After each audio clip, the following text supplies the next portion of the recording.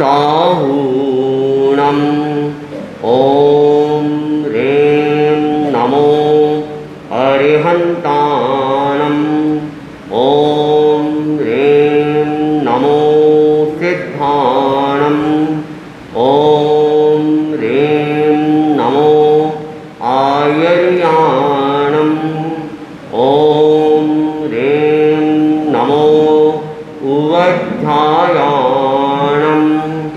ॐ ह्रीं नमो लोये सब्बसाहूणम् ॐ ह्रीं नमो अरिहन्ताणम् ॐ ह्रीं नमो सिद्धाणम् ॐ ह्रीं नमो आयर्याणम् ॐ ह्रीं नमो उवध्यायाणम् ॐ ह्रीं नमो लोये सब्बसाहूणम् एषो पञ्चनमुक्तारो सर्वपावपनाशनो मङ्गलानं च सव्येसिं परमं हवै मङ्गलं परमं हवै मङ्गलम्। आराध्य के चरणों में शभक्ति वंदना। श्रद्धेय शासन श्री मुनि श्री हर्षलाल जी स्वामी मुनि श्री पारस कुमार स्वामी को शभक्ति वंदना। उपस्थित भाइयों और बहनों,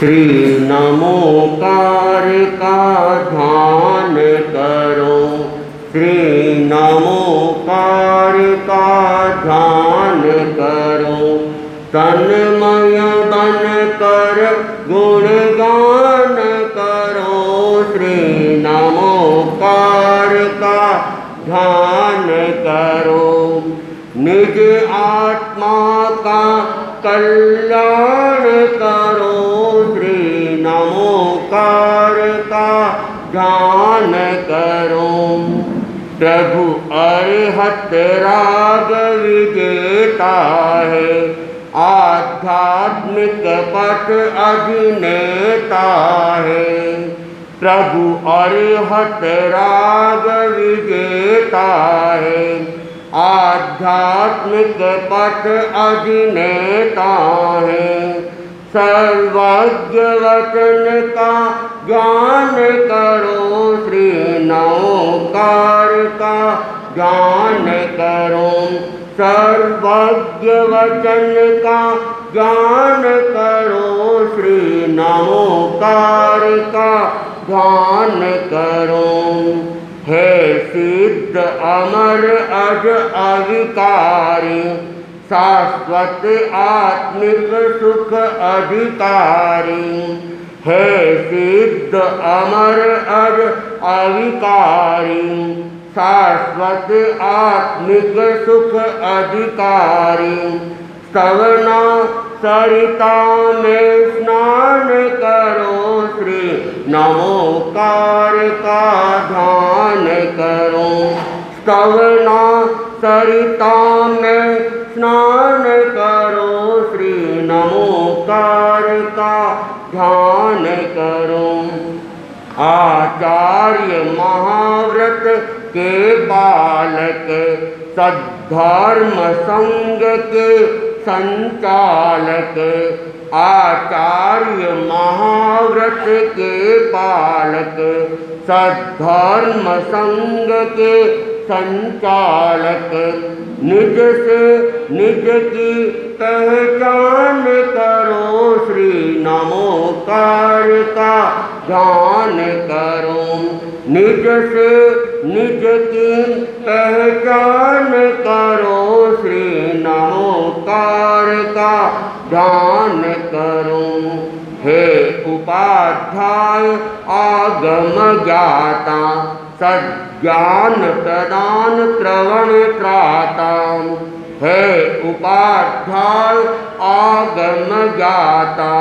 सज्ञान प्रदान प्रवण त्राता, पापों से निज का त्राण करो श्री नमोकार का ध्यान करो। पापों से निज का त्राण करो श्री नमोकार का ध्यान करो। मुनि माया ममता के त्यागी, गंभीर धीर वर वैरागी। मुनि माया ममता के त्यागी, गंभीर धीर वर वैरागी। समता रस का सब पान करो श्री नमोकार का ध्यान करो। समता रस का सब पान करो श्री नमोकार का ध्यान करो। तन्मय बन कर गुणगान करो श्री नमोकार का ध्यान करो। निज आत्मा का कल्याण करो श्री नमोकार का ध्यान करो। श्री नमोकार का ध्यान करो।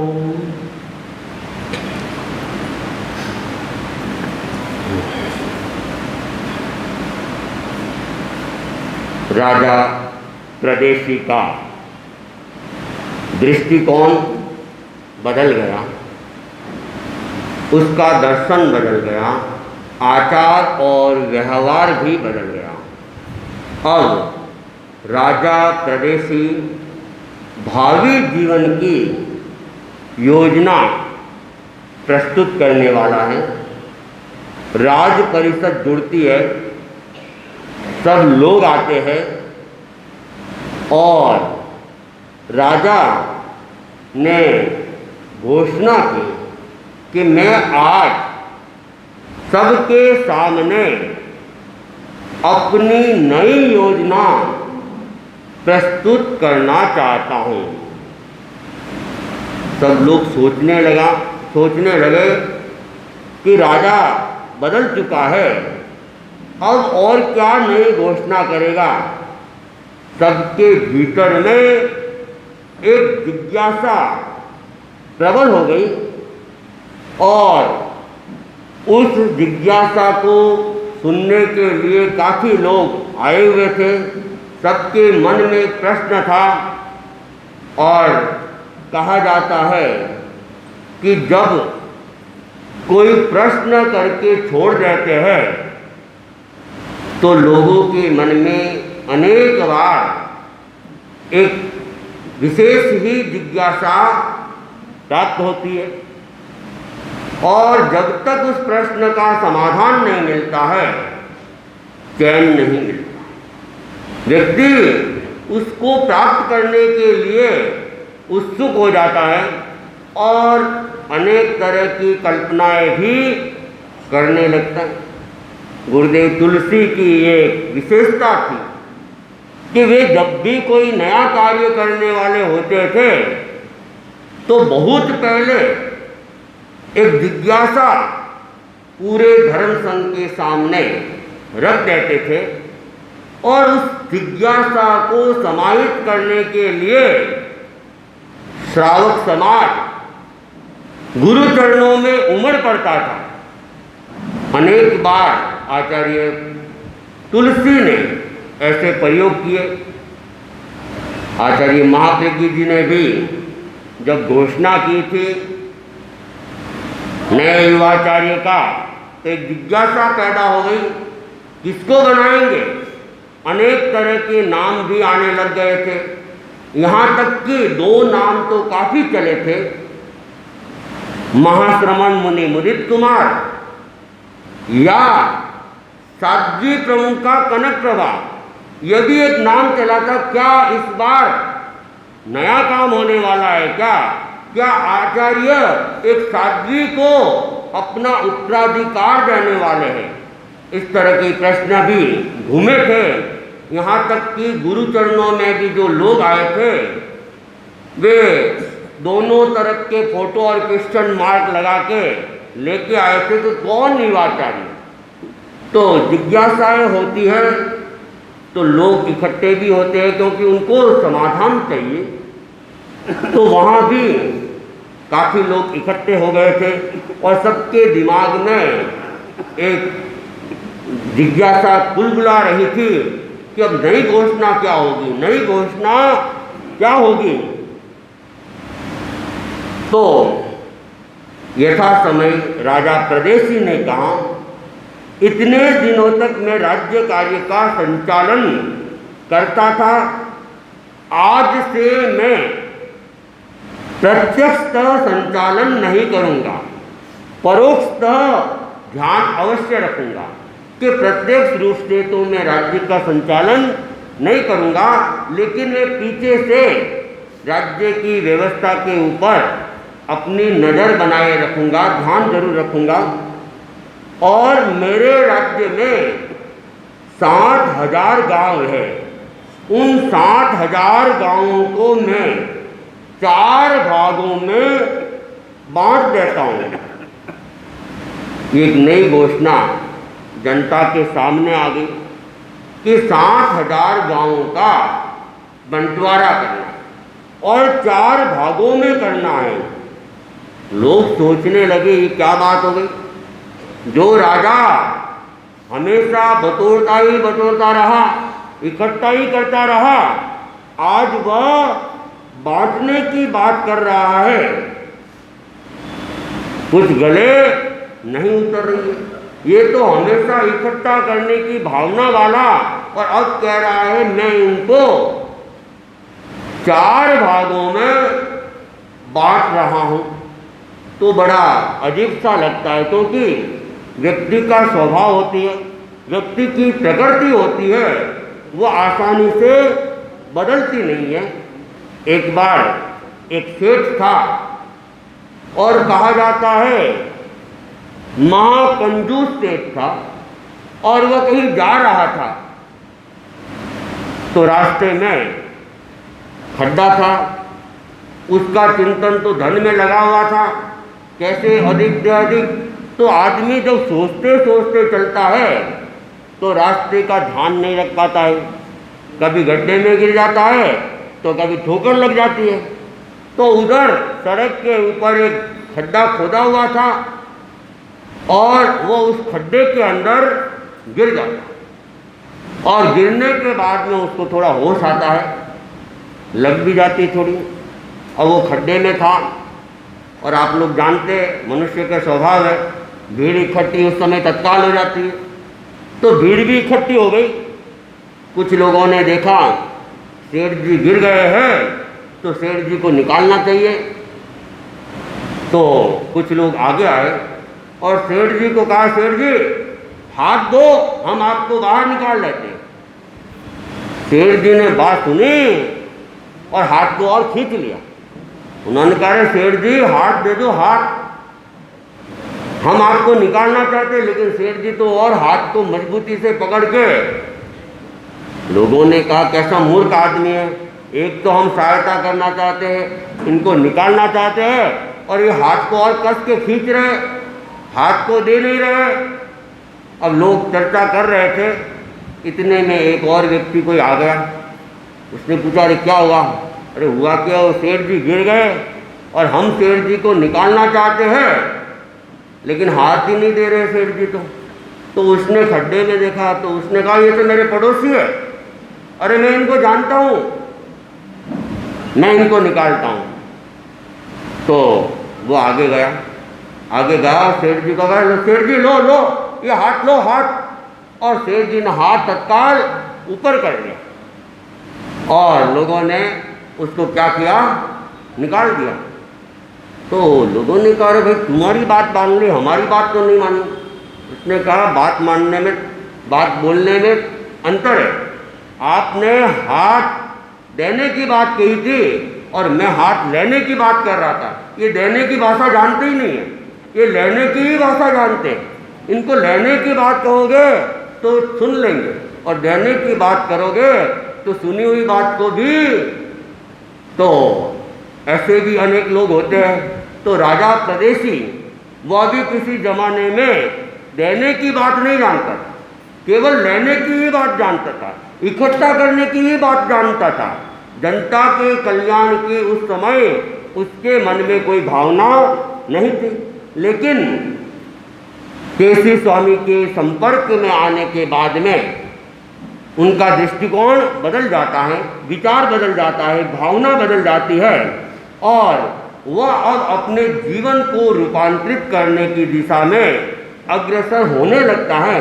तो वह कहता है कि मैं अपने जो राज्य के 60,000 गांव हैं उसको 4 भागों में बांटना चाहता हूँ।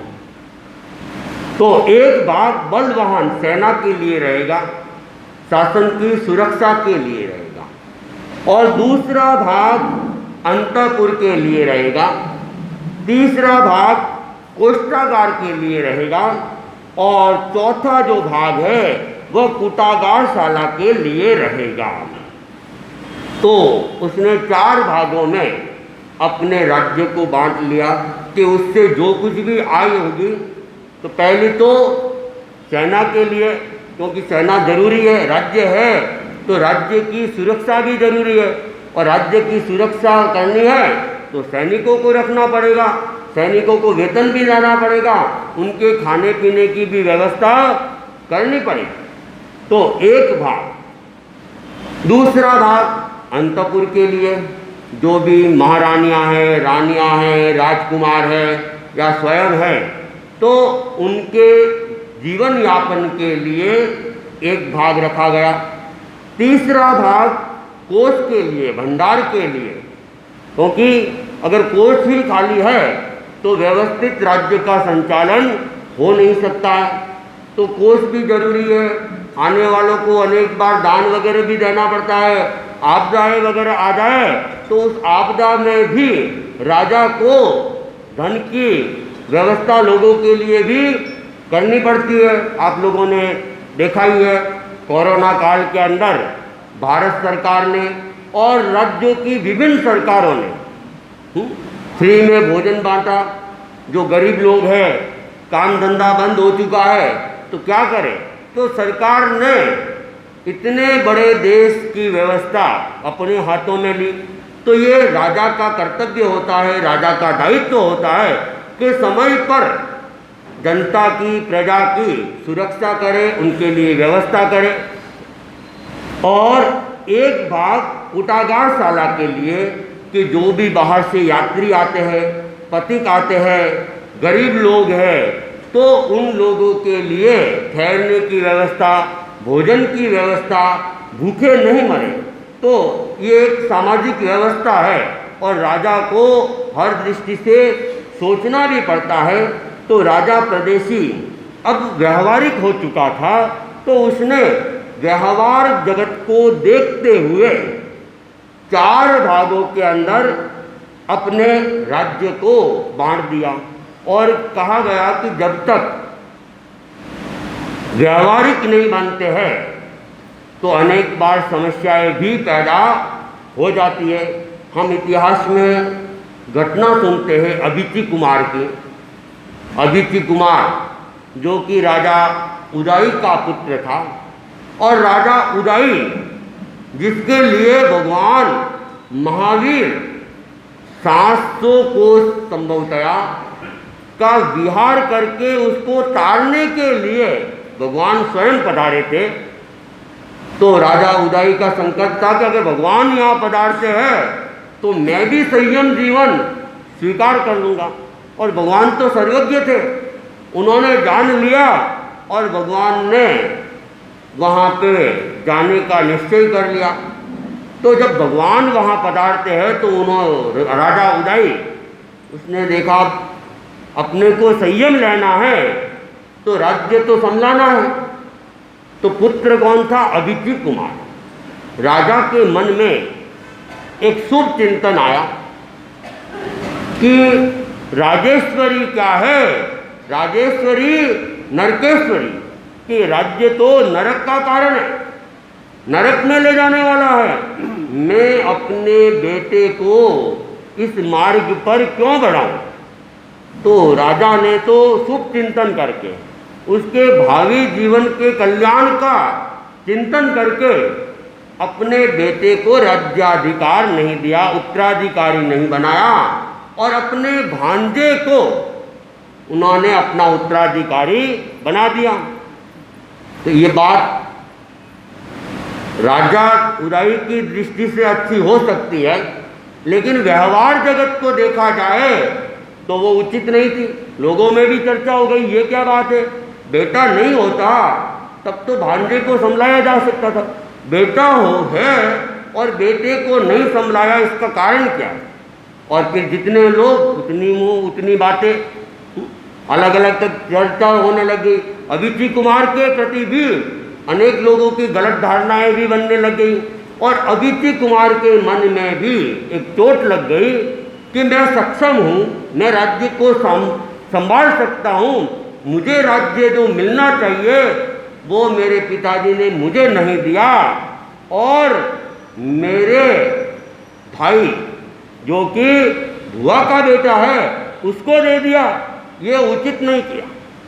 तो अदिति कुमार के मन में भी एक द्वेष की ग्रंथि जागृत हो जाती है, और ऐसा द्वेष पैदा हुआ कि वो एक अच्छा श्रावक होने के बाद भी कहते हैं सबसे खामत कामना है, लेकिन उदय नाम के व्यक्तियों से खामत कामना, संपूर्ण उदय नाम के व्यक्तियों से खामत कामना नहीं है। तो ऐसा क्यों हुआ? क्योंकि व्यवहार जगत का लोप किया गया। तब जब व्यवहार जगत का लोप करते हैं तो समस्याएं पैदा होती है, लेकिन केसी स्वामी ने व्यवहार जगत का लोप नहीं किया। तो अब वे आगे कैसे अपनी योजना को और आगे बढ़ाते हैं, इसकी बात आगे करेंगे। ओम अरहम।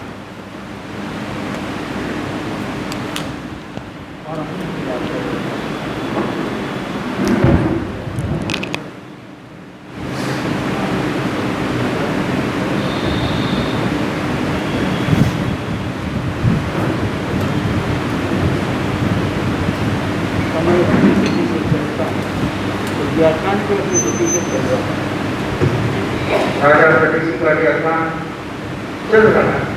कहा जाता है कि व्याख्यान के जब चलता है तब की बिहार की तैयारी होती है, तब व्याख्यान चलता है राजा प्रदेशी का, और बिहार प्रदेशी का व्याख्यान उस माहौल से नहीं चल रहा है। हम अभी 3 महीने यहाँ लग गए। तो आदिपुरी का वर्णन और भगवत चरित्र का अंदर बोले एक बात फरमाते हैं कि ये राजाओं का राज है, छोटा छोटा टुकड़ा है, और राजा राज्य करती है जैसे छोटा छोटा टुकड़े में बटा हुआ है, और इसको एक मिलाया, राजाओं का राज था, राजस्थान बन गया। ये राजस्थान राजाओं का राज, और ये राजस्थान की भूमि है। इस भूमि के अंदर राणा थारा राज में खटमल बड़ा सिपाही, जिनको रानी मोर्चा रातों बड़े लड़ाई, उस जमाने में खटमल बहुत थे, और बाग के अंदर माचा बिछाया जाता है, ढोले बिछाया जाता है, और ढोले के अंदर न जाने कहाँ से आकर के छिप जाते, और रात्रि को निकलते और डंक लगाते। ये राजाओं का राज, और खटमल एक प्रकार से सिपाही की उपमा दी गई। राणा थारा राज में खटमल बड़ा सिपाही, ये खटमल है, बड़े सिपाही का काम करते हैं, दिन को मोर्चा टांगते हैं, तो रात को लड़ाई करते रहती हैं। सब के साथ ही वर्णन चल रहा था। तो कहा जाता है कालीगिरी का जमाना, भगवत चरित्र के अंदर गुरुदेव तुलसी ने अपने प्रकार से अनेक स्थानों पर पधारे, अनेक स्थानों पर विहार करते हुए इस भीलवाड़ा नगरी के अंदर भी आए। और कहा जाता है उस समय में भीलवाड़ा में कुछ विराज न हुआ, और उस समय में उनकी अंगुली में दर्द हो गया। वह दर्द कहा जाता है बड़ा भयंकर पहले उठ गया, परंतु यहाँ आते आते थोड़ा भारी हो गया। बहुत दर्द की, गुरुदेव यही विराजे। गुरुदेव ने कहा मेरा कहा हुआ मुझे गंगापुर जाना है, बची हुई है, उसको ले करके भी कहीं कीड़ा लगाया, कहीं कुछ किया, कहीं कुछ किया, परंतु कहा जाता है कि कच्ची को फोड़ दिया। कच्ची अर्थात जहाँ पकी नहीं थी से पहले चीरा लगा दिया और वह बेकार खा गया।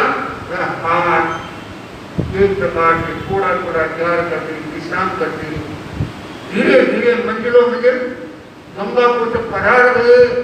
वह गंगा का रंग भवन में रंग जमा और वह रंग कहा जाता है समय के अनुसार गुरुदेव का पधारना भी कुछ तो हुआ। फिर बाद में मगन महाराज स्वामी जयकांत देते रात को जयकांत के लिए तुलसी मणि को कहा तू जयकांत दे। कहा जाता तुलसी मणि का अपना रोग विभाग था और 16 वर्ष की उम्र में वे अध्यापक बन गई और नटमंडी बुद्धमंडी आदि अनेक छात्रों के साथ पढ़ते। ये नटमंडी बुद्धमंडी आचार्य तुलसी के दाएं बाएं हाथ रखे और गुरुदेव तुलसी आलूगढ़ी के प्रताप से एक बार शिकायत लेके गए कि गुरुदेव हमें बात नहीं करने देते और हमें कहते आप इधर मुंह कर दो और एक उधर मुंह करके नींद की तरफ दिखा देते और रट लगाते भोका भोग लगाते।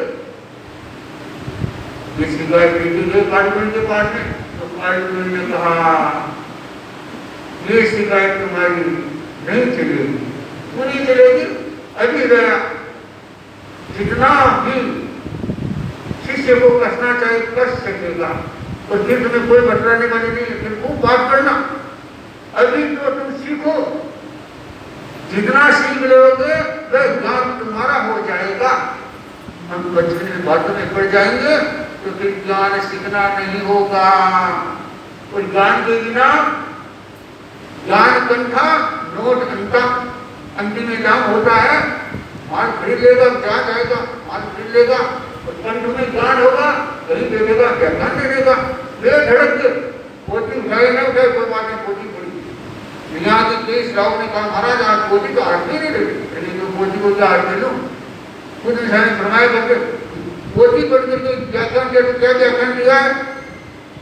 बौद्धिक व्याख्यान देने की शैली रखो तो बौद्धिक व्याख्यान का अपना महत्व अलग होता है। तो कहा जाता ज्ञान कंठा नोट कंठा अंतिम नाम हो कहीं माल खरीद लेगा कहीं पर भी जाएगा वह कहीं नहीं घबराएगा और सदाचर अपना काम जमा लेगा। पुस्तकीय ज्ञान ये नहीं दूंगा, पुस्तकीय ज्ञान है परंतु वह ज्ञान की कोई कम नहीं है। पढ़े लिखे सुनता भी है, पढ़ता भी है, लिखता भी है और फिर उसको ध्यान देता है। तू कहा ये सामने लिखा हुआ है सबसे अधिक धनवान वह है जिसके पास पवित्रता का खजाना है। पवित्रता का खजाना आप सबके पास हो सकता है कि नहीं हुआ, नहीं हो सकता है। क्यों? प्रामाणिकता के आधार पर पवित्रता का खजाना मिल सकता है और वह पवित्र अपनी आत्मा की पवित्रता है, कोई दूसरे की पवित्रता नहीं है। और स्वामी जी के ये शब्द है वह धनवान ज्यादा है जिसके पास आत्मा पवित्र है, निर्मल है, सुख का खजाना। सुख है अलग प्रकार का है, दुख अलग प्रकार का है। आते रहते हैं सुख दुख तो बताने की आवश्यकता नहीं है। एक जीतता है एक हारता है, एक हार एक जीत, दो लड़े एक पड़े, इसमें कोई बड़ी बात नहीं।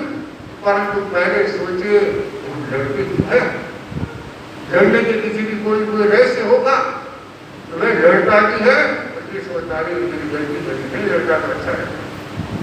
क्योंकि भाई भूल हो गई, वह भूल को नहीं छिपाता है और अपना काम धीरे से कर लेता है। भाई तुम जानो तुम्हारा काम जाने, मैं लड़े करूंगा अच्छा नहीं है। लड़ने वाला नीचे गिर जाता है और नहीं लड़ता है वह ऊपर उड़ जाता है। भगवान महावीर के शासन काल में युद्ध हुआ और कहा जाता है वह युद्ध के अंदर 2 दिन का युद्ध हुआ। और घोड़ी ने युद्ध का हमला किया और कहा जाता है वह हारता नजर आया। 10 दिन में 10 भाइयों की मौत हो गई। उसने देखा नाना जी मेरे को भी नहीं छोड़ेंगे, नाना जी मेरे को भी नहीं छोड़ेंगे और ये हार आ गया मेरा। घोड़ी धक धक धक धक घूमने लग गया नाना जी के सामने।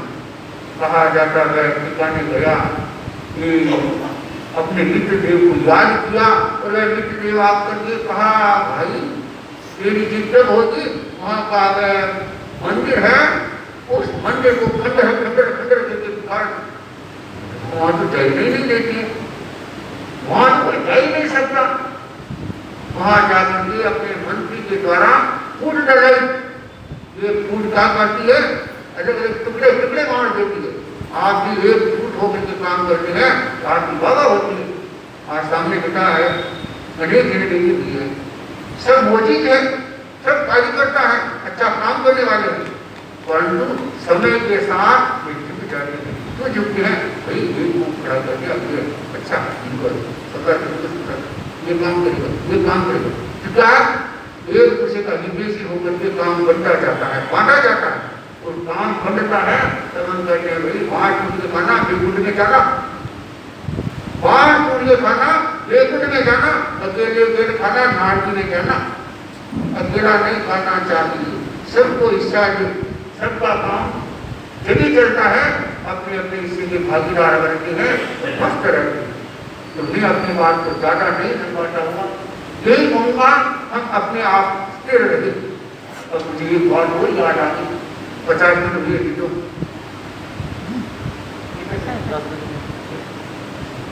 माता सीता की गोदी में हनुमत डाली मुंदरी, सीता माता की गोदी में कति चिटकाई मुंदरी, सीता ने कभी पहचानी यह है गुरुवर की सेनानी, यह है रघुवर की सेनानी, सीता ने कभी पहचानी यह है रघुवर की सेनानी, क्या कौन जानवर लेकर आनी, कंठ लगाई मुंदरी, सीता माता की गोदी में कति चिटकाई मुंदरी। वह धीरे धीरे थी सीता, और ऊपर से ध्यान देकर के हनुमान गया, देखा कैसे है इनका, मेरे कुछ कपड़े थे, आंखों में आंसू बरस रहा था, और एकदम शहर में बैठी, पास में त्रिचिता नाम की दासी बैठी, ये दासी टुकड़ी काफी पुष्ट है, और ये सीता एकदम टुकड़ी बदली पुष्टाया होगी, और किसी दिन में कोई समाचार नहीं है कि किसी दिन वहां सीता की गोदी में हनुमान ने मुंदरी डाली, और वह देख करके चकित रही, यहाँ मूल लेकर के आया है, ऐसा कौन वीर है जो समुद्र को रांग में आ जाता, परंतु मन में सोच रही है हाँ कोई कोई आया है, ऐसा शक्तिशाली वीर होगा वह यहाँ आ सकता है कि मेरे हनुमान अपना रूप परिवर्तन करके सामने खड़ा हुआ। माता सीता माता, ये माता जी ये मुंदरी लेके आया हूं, अरे क्यों मुंदरी लेके आता, ये सकल ही नहीं है। अरे माता मेरे पर राम ने विश्वास किया है, अरे राम कहाँ है, राम राम किष्किंधा नगरी में विराज रहे हैं, किष्किंधा नगरी का नाम सुना, वहां से आए तुम, दक्षिण के कैसे है, ठीक है। और उन्होंने ये संकल्प किया जब तक सीता का पता न चले तब तक हमें यही रहना है। सुग्रीव के यहाँ कहा जाता, सुग्रीव का भी पूरा भोग का वर्णन मिलता, राम सुग्रीव का पूरा भोग में होता, कहा जाता कि एक व्यक्ति शेर था और वह एक प्रकार से सामान्य, और यूं कहूं तो वह राम ने उसको दोबारा नमस्कार महामंत्र सुनाया, या यूं कहूं शरणा सुनाया, उसके प्रताप से वह राजा बन गया। पहले पूरे होने वेद का वर्णन मिलता, और वह वेद भी जा रहा था, कहा जाता है गाड़ जाती है ना, उसके साथ आगे भी जा रहा था, परंतु जाते जाते नीचे गिर गया, उनको हमारी ने ध्यान दिया, ये अब इसे उठाया नहीं जाता है, इसे कैसे ले जाऊं, तो उस देर के लिए उन्होंने कहा भाई गाँव वालों को कहा इसे रुपये ले लो, इसको खिलाना खिलाना, और जब स्वस्थ हो जाए तो तुम्हारे काम में लेना। परंतु कहा जाता है कि रुपये तो ले लिए, परंतु उनको न चारा खिलाया न पानी पिलाया। वही और वह देव बना, कुपित हुआ, शिला लाके के पढ़ाई। कहा जाता है लंबा वर्णन है, इस वर्णन में जो तो कहूँगा कि पूरा होगा एक प्रकार समझ था। वो समझ के कारण राम का काम सुग्रीव के द्वारा हुआ और सुग्रीव का जमल था। हनुमान कहा जाता है हनुमान जी के बड़े नट करते, बचपन से ही नट करते, और कहा कैसे कब किसको जोड़ना किसको तोड़ना अपने आप कर लेते थे। वे कहा जाता हनुमान उसके अंगद के द्वारा में आया। अंगद कौन था? व्यक्ति तो उनका ही तो पुत्र था सुग्रीव का। और कहा जाता सुग्रीव हमने जमाने के अच्छे राजा थे, किष्किंधा नगरी के, राम वहीं विराज रहे हैं। सीता ने सोच करके कहा तो ये राम का भक्त कुछ नया भक्त है क्या? परंतु कहा जाता है ये तो वनवास के अंदर थे, पांचवटी के अंदर थे। वहां रावण आया, मेरे से दान मांगा, मैंने लक्ष्मी की द्वार से बाहर निकल के दान दिया, उसने पुत्र पैमाने दिखाया, 2-2 12 हो गया। राम वहां गए थे जहां 14,000 पत्थर लिखकर आदि का विनाश करने के लिए अर्थात उसे पराजित करने के लिए गए। कहा जाता है लक्ष्मण एक ही बोध है, शक्तिशाली है, परंतु ये भी एक प्रकार के जाल उठा गया। उस जाल के अंदर सीता जी फंस गई, राम भी उधर चले गए और आवाज सुनी। उस आवाज के आधार पर राम गए। राम ने कहा लक्ष्मण ने कहा मैंने तो आवाज ही नहीं दी, कौन आवाज देता है? परंतु ये सिलसिला भी एक विचित्र सा लगता है। ये जाल फंसाया जाता है तो तुम कोई जाल में नहीं है क्या? माता ये राम का भाई हूं, राम मेरे सदा साहिब है, राम सदा मेरे साथ है, राम का मैं भाई नहीं हूं और राम मेरे सदा साहिब है। ये शक्ति संपन्न है। वर्तमान में कहे तो ये राम को लुटेरा है, चोर है, जाके राय चोरी करता है, ये चोर है। चोर का नाम सुग्रीव। सीता ने कहा बात तो सही कहना। सीता सुन रही और उसकी प्रसन्नता सीता ने जाकर के कहा, किसे कहा? मंदोदरी से जाकर के कहा आज तो लगता है सीता बड़ी प्रसन्न है, उसे ये पता नहीं कि राम का सूचना मिली है, ये भी पता नहीं क्यों नहीं था। वह तो प्रसन्न चित्र ले करके 2-2 11 हो गई थी तो पीछे राम हनुमान का वर्णन चला। तो कहा जाता हनुमान अपने प्रकार से जाकर के बातचीत की और विश्वास दिलाया। विश्वास दिलाया कहा माता मुझे भूख लग रही है, भूख लग रही है, जाने फिर खाओ। वो क्या है मेरे पास तो कुछ नहीं, मैंने भी कुछ नहीं खाया, 21 दिन हो गए। वह भी पालना करवाया फल फूल के द्वारा। आ जाता कुछ वृक्ष को धड़ाधड़ नीचे गिरता गया और कहा इतना शक्तिशाली। हाँ ये सब राम का प्रताप है, मेरे में कोई शक्ति नहीं है, शक्ति राम से आ रही है। हम भी कहते हैं शक्ति हमें आचार्य महासमन जी से आ रही है, स्वामी जी से आ रही है ये शक्ति। और कहा जाता है वर्तमान में तेराबंद धर्म संघ के शासक कहा जाता है महासमन जी है। उनके दिशा निर्देश से हम करे हुए हैं। भिलवाड़ा में 3 संधियां हैं, 3 संध पूरी के अंदर है। आज ये भी अपने प्रकार से व्याख्यान सुनाती लोग बताती है, बाकी चलता, परंतु अपने अपने प्रकार से अपनी बात प्रस्तुत की जाती है। तो मैं अपनी बात को ज्यादा नहीं कर पाता हूँ। यही कहूँगा राम राम जैसे है, सीता सीता जैसी है, स्वामी जी जैसे है और माठ मंडी जैसे।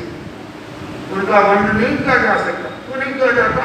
माठ मंडी सागर की गहराई में पहुंचे, बहुत गहरे हैं। आकाश में गए तो मेरे पर्वत से भी ऊंचे है। क्यों है? उनकी ऊंचाई बहुत है। नीचे मेरु पर्वत की नीचे जाए तो कहा जाता है वह 10,000 योजन नीचे है मेरु पर्वत और ऊपर जाए तो 99,000 ऊपर है मेरु पर्वत। उनकी ऊंचाई का हम माप नहीं कर सकते हैं। ये निश्चित मैंने कहा आगे का वर्णन और चलाएंगे कि बहुत सी भूल है।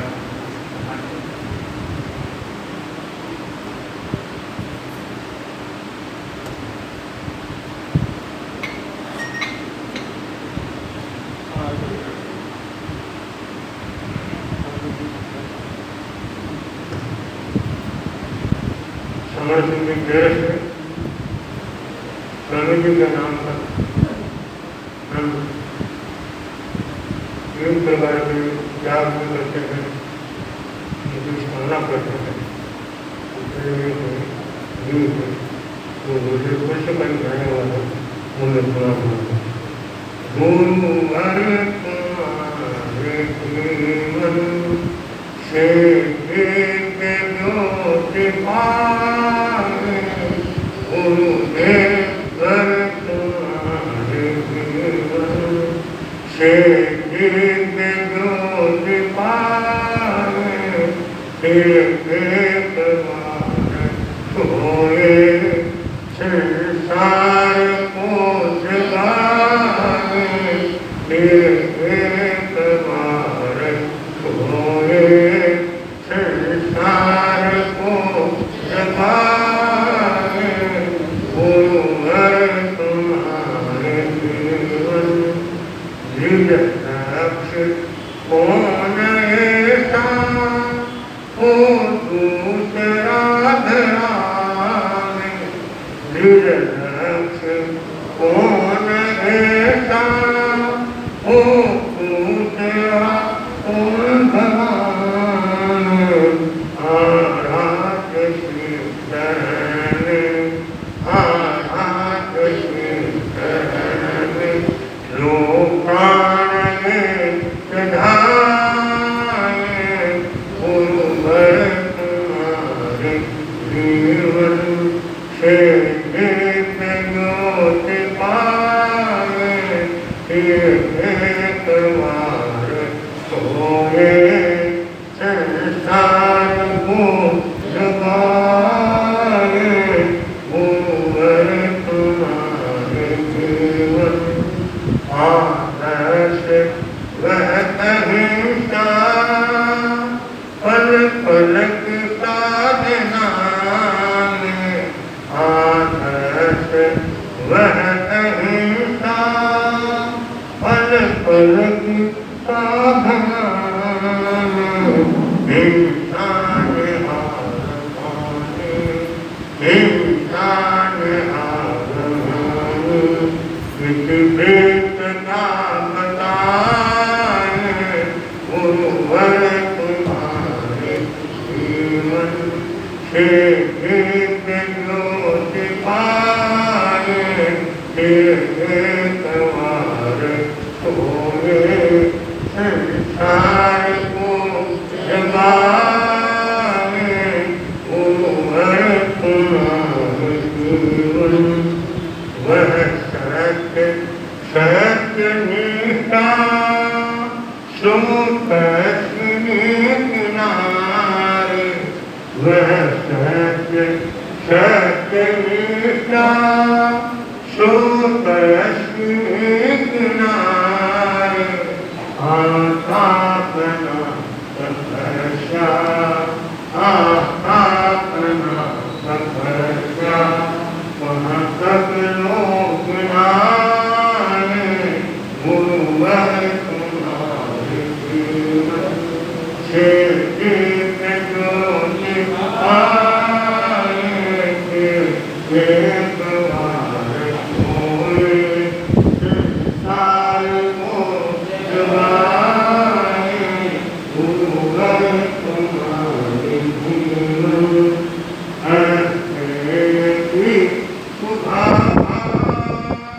जन जन के मन में आए,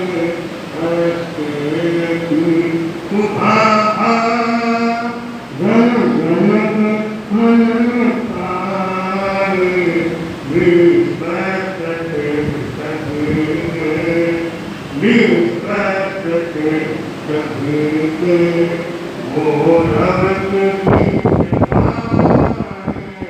एक बार सोए संसार को जगाए गुरु भगत जीवन भक्तस्व ब्रह्मगत का साहित्य है दिखाता भक्तस्व ब्रह्मगत का साहित्य है दिखाता नवशील की व्यापारे नवशील की व्यापारे पद आत्मबल बढ़ाए भूवर तुम्हारे जीवन से दिव्य ज्योति पाए एक बार सोए संसार को जगाए भूवर तुम्हारे जीवन है परिग्रहित अनुपम निस्संगता तुम्हारी है परिग्रहित अनुपम निस्संगता तुम्हारी अनशन में आत्मदर्शन अनशन में आत्मदर्शन लोक वंदना जनाए गुरुवर तुम्हारे जीवन से एक ज्योति पाए एक बार सोए संसार को जगाए गुरुवर तुम्हारे जीवन निष्ठल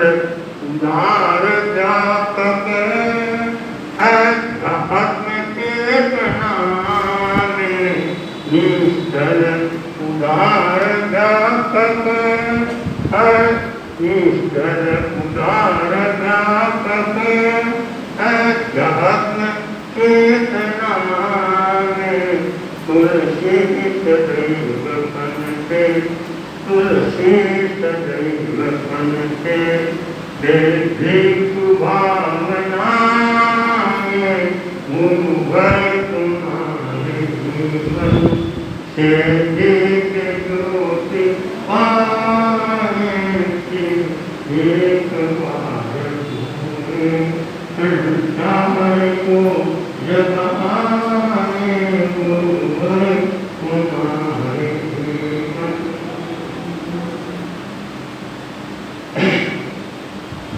तेईसवीं बातें हैं और स्वामी को हम याद करते हैं सम्मान रख के उनकी गुरुदर्शन करते हैं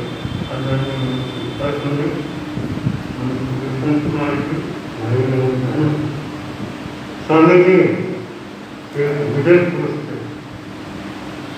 बड़े साहसिक पुरुष थे और अध्यात्म के मार्ग पर बढ़ने के लिए उनका साहस सराहनीय था। कितने कितने रास्ते चल रहे उनके अवरोध आए आगे पीछे हुए मिले परंतु स्वामी कभी घबराए नहीं। वे निश्चल होकर के निडर होकर के और आगे बढ़ते रहे। जैसा स्वामी जी के जीवन में वर्णन आता है कि 5-5 वर्षों तक है पूरा आहार पानी की प्राप्त नहीं होता था, जगह नहीं मिलती थी, खाने की भी समस्या रहती थी परंतु आगे बढ़े हैं। आपन में कहा गया है कि मैं बीजम वेदम को वयम कहेंगे लोयम वेदो बुद्धे हैं विक्री वेदो तो संयम बुद्धि वेदो है आरम है विक्री। यह आगम का होती है कि आदमी को डरना नहीं चाहिए। बात करने के आसान है परंतु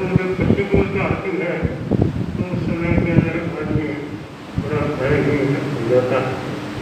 परंतु कुछ व्यक्ति ऐसे निडर होते हैं कि वे किसी भी स्थिति के अंदर डरते नहीं। तो अगल ने कहा कि जो डरता है वह भूतों का शिकार बन जाता है। कई बार ऐसा वर्णन सुनते हैं कि वो भूत आ गया, वहाँ पर है भूत है। ऐसी ऐसी बातें देख करके और कई घबरा करते हैं। परंतु कुछ व्यक्ति उन भूतों का भी सामना करते हैं और वह जाते हैं तो कुछ नहीं मिलता, केवल टुकड़ा मिलता है, हवा से मिलता है और उसको भी भूत है मान लिया जाता है। और भी किसी कारण से मिलता है उसको भूत है मान लिया जाता है। तो यहाँ कहा गया है कि जो डरता है वह भूतों का शिकार है बन जाता है। और जो डरता है वह तक और समय से भी भ्रष्ट हो जाता है, दूर हो जाता है और अनेक प्रकार की बातें उनके सामने आती है। एक प्रकार का उदाहरण है कि व्यक्ति किस तरह से डरता है, कैसे अभय होता है। एक ठाकुर था और वह ठाकुर ससुराल गया, ससुराल से अपनी पत्नी को ले करके और वापिस वह आ रहा था। वह ठाकुर तो था, जाति तो क्षत्रिय थी, परंतु मन में तो बड़ा डरपोक भी था। फिर भी लोगों को दिखाने के लिए अपने शरीर के ऊपर तलवार बांध के रखा। तलवार है, दोनों तरफ तलवार रखा था। बड़ा बहादुर आदमी था।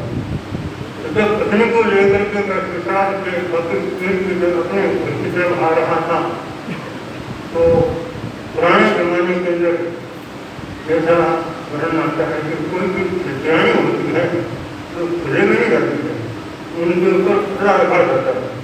तो गाड़ी के अंदर भी कपड़ा लगाया हुआ था, उस कपड़े के अंदर उनकी स्त्री यानी दुकानी वो बैठी हुई थी और गाड़ीमान और वह ठाकुर गाड़ी के आगे हुए बैठे हुए थे। रस्ते के अंदर है एक चोर मिल गया। चोर ने देखा कि दूसरे का मौका अच्छा है तो फौरन वह शस्त्र लेकर के वहाँ आकर के सामने खड़ा हो जाता है कि जो कुछ हो वहाँ पर छोड़ दो। फिर लेकर के वो गाड़ीमान था तो भाग गया। वो तो देखा कि मेरे को मारने की। और वो ठाकुर था, वो भी डर रहा था और उसे भी हिम्मत नहीं होती कि उसका सामना करने का। तो वो भी गाड़ी से नीचे उतर करके और भागने की कोशिश है बैलगाड़ी की, तो बैलगाड़ी से नीचे उतर करके और भागने की कोशिश कर रहा था। पीछे के अंदर ठुकराने का पता लगा कि भाग जाएगा तो मेरे लिए और मुश्किल हो जाएगी। तो तत्काल उसने पर्दा हटाया, पर्दा हटा करके बाहर आई और जैसे ही वो नीचे उतर करके जाने लगा आकर के उसको पकड़ लिया। उसको जाते हुए को ठुकराने में पकड़ लिया और पकड़ करके बात हो गए। वो तो कहता है कि तुम छोड़ दे मेरे को, तो मैं कभी मैं तेरे को छोड़ूंगा नहीं। तो वो चोर को खड़ा देख रहा था, उसने देखा कि आपस में क्यों लड़े। वो नजदीक आया और नजदीक आकर के वो करेगा कि क्या बात है बात क्या दुकान कहती है, अरे तुम भाग जा यहाँ से, ये आपका रहना बड़ा विष का खराब है, इसके पास में दो तलवार है, अगर ये है तेरे पे आएगा तो तेरे टुकड़े में कर देगा। ये तेरे को मारने के लिए आ रहा था तो मैं इसको पकड़ के रखा हूँ, तो जल्दी भाग जा यहाँ से, मैं भी छोड़ूंगा इसको तो तेरे को वो मार देगा। तो वो कहता है पकड़ के रखना, ये लेकर कुछ करता हूँ फिर बाद में छोड़ना। ऐसे कहकर के चोर को उसने भगा दिया और ठाकुर करना सोचता है कि आज तो जान बचती। तो उसे कहने लगा कि महाराज इसे क्या बताओगे, एक ही आदमी था और उसी को उसने उठाया गया। तो बात यह है कि जो डर लगता है दिल को तो छोटे की बात में डर लग जाता है। पुराने का साथ देखो तो चोर को भी भगा दिया और अपनी सुरक्षा से कर ली। तो हर एक आदमी को जीवन के अंदर अधैर्य की साधना करनी चाहिए। भय है और मुक्ति परंपरा उदय, और मोहनीकरण के ऊपर विजय पाना हो तो अभय की साधना करनी चाहिए। हम स्वामी जी के जीवन में अभय की साधना की सबसे ज़्यादा कहीं विजय हैं और वे जहाँ भी गए तो अभय की साधना करते हुए और देश को बनाते हुए हम स्वामी जी को बात करते हैं। ओम नमः सुरेश जी गोरजिया।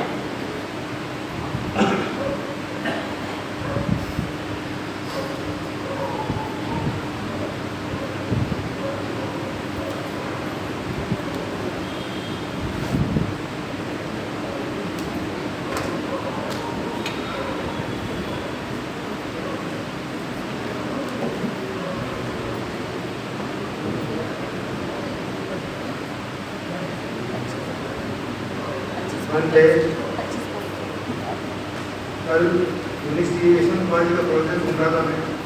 आपने 10 संज्ञाओं के बारे में बताया। 10 संज्ञाएं होती है, तो जैन आत्माओं में बड़ी 10 संज्ञाओं में कौन सी संज्ञा जड़ है हमारे सारे संसार का? संसार में परिभ्रमण होता है, उसकी कौन सी संज्ञा हमारे जड़ है उसकी? तो हर संज्ञा ऐसी संज्ञा है जो हमको संसार में परिभ्रमण कराती है, और हर संज्ञा अगर हम आगू पा सकें उसका सीधा साधा साधन है तपस्या। और तपस्या के निमित्त मैं 2 बात कहने के लिए उपस्थित हुआ हूँ। हमको सौभाग्य से मुनि श्री शासन श्री मुनि श्री हरदास स्वामी, करुण तपस्वी मुनि श्री पारस कुमार स्वामी और विशेष ज्ञाता तत्वों ज्ञाता मुनि श्री रसूल कुमार जी का बहुत सुंदर चातुर्मास मिला है। तो इस चातुर्मास में पहले हमने मुनि श्री शांति प्रिय जी के संचालक के ऊपर 2 पसरंगी एक की थी अपने और पसरंगी संपर्क की। तो मैं चाहता हूँ कि अभी जो 13 धर्म सिंह की सिपाही संस्थाएं हैं उनकी पसरंगी मुनि श्री ने आवाज की थी कि सिपाही संस्थाओं के पदाधिकारी, चाहे महिला मंडल हो या संस्था योग परिषद, इस सब अध्यक्ष से मैं संपर्क करूँगा। आपके जो पदाधिकारी है उनके नाम, उनके फ़ोन नंबर ये मुझे आप मैं संपर्क करके उनसे निश्चित रूप से 1 नहीं 2 पसंदगी अपन रक्षाबंधन के बाद में, तीज के बाद में जब भी शुरू करना चाहें 2 पसंदगी निश्चित रूप से उनसे भी यहाँ पर अपन करना चाहेंगे। अब रही बड़ी तपस्या की बात, किसी से उपवास नहीं होता है, हम मेला केला कैसे करें, पंचोला कैसे करें, अटे कैसे करें, तो ये चातुर्मास चल रहा है। और उनके कृपा से मुझे कुछ टिप्स मुझे समझ में है, मेरे ध्यान में है। अगर कोई तपस्या की टिप्स जानना चाहे, कभी तपस्या कैसे करनी है स्वस्थ रहते हुए, हमको तकलीफ नहीं हो, जी नहीं घबराए, हमको वोमिटिंग नहीं हो, हमारी पित्त नहीं पड़े, चाहे कुछ भी समस्या नहीं हो, तो उसकी प्रातः 7 से 8 कभी भी एक क्लास रख सकते हैं। भूखे पेट आना होगा ऊपर आधा घंटा या 1 घंटा। आप कहेंगे तो रविवार आ सकता हूँ, तो 10 आदमी आएंगे तो 10 को बताऊँगा, 5 आएंगे तो 5 बताऊँगा। आप अध्ययन कर सकते हैं, मास्क कर सकते हैं, कुछ भी कर सकते हैं। कुछ आपको मुद्रा बताऊँगा, कुछ आपको विधि बताऊँगा, कुछ आपको तपस्या के बारे में विषय दूँगा। तो मेरा निवेदन सभी पदाधिकारियों से और दूसरे सभी भाई बहनों से, आप भी संभागी बने इसमें, और निश्चित रूप से 2 प्रसंगी हमको तत्काल परिश्रम के पहले संपन्न करनी है। और उपवास पटकने वाले खड़े खड़े उपवास का प्रत्याख्यान कर ले।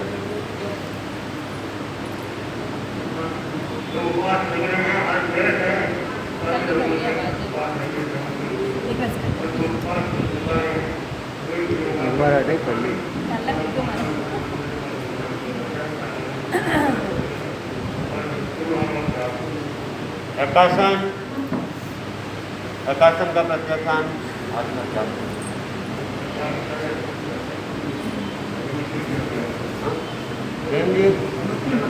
मक्की